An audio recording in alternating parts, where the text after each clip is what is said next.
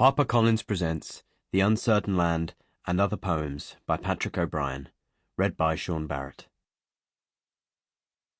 Forward. I do not know when Patrick first began composing poetry. However, I strongly suspect that it was during his frequently lonely adolescence, when he was cooped up largely alone in his father's successive homes. He was from an early age a voracious reader.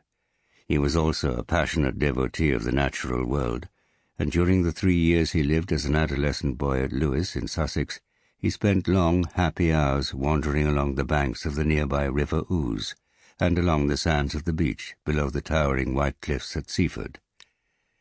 Much of his poetry is concerned with limpid depictions of animals, especially birds, and delicate descriptions of the landscape with which he was familiar.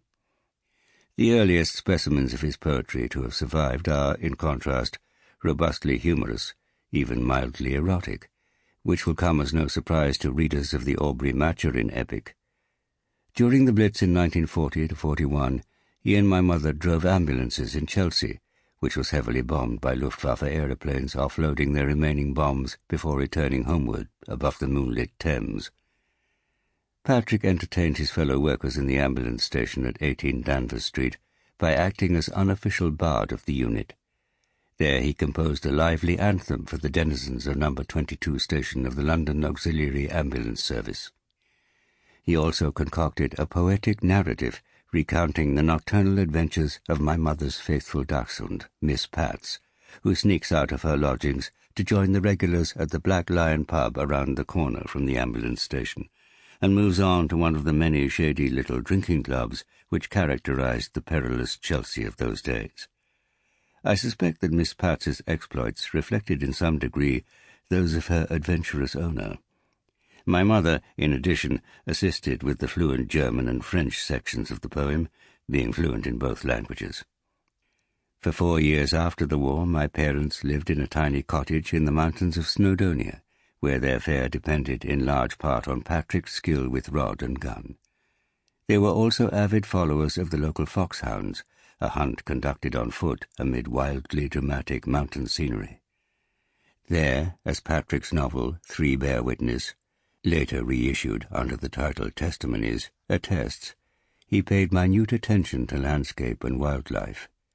I find it hard to believe that he did not also commemorate them in poetry at the same time, although all of his muse that survives is his cheerful ode to a generous American lady who sent them tins of marmalade in 1946.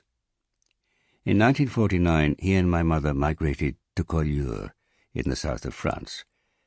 During the more rewarding decades which ensued, Patrick regularly jotted down poems in little notebooks and on odd sheets of paper. Among the earliest verse surviving from that period are allusions to the wild and rugged landscape they had left behind them, which was not dissimilar to that of the Pyrenees towering above the little town. Many of Patrick's salient characteristics are revealed in this collection.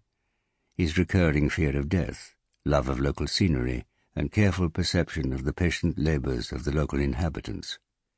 Although he was broadly apolitical, in his poem Espagnol Exilé, he manifests poignant sympathy for Spanish Republicans who had fled across the frontier in 1939, a residue of whom lingered on in Collioure after my parents' arrival.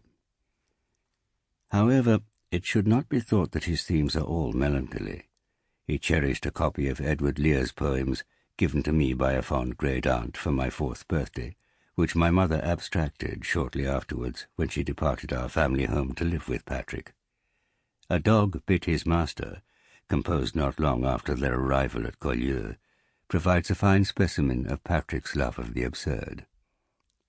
In the following year he composed his poem In Upper Leeson Street, which nostalgically evokes his memorable stay in Dublin in 1937, where he completed his precocious novel Hussein.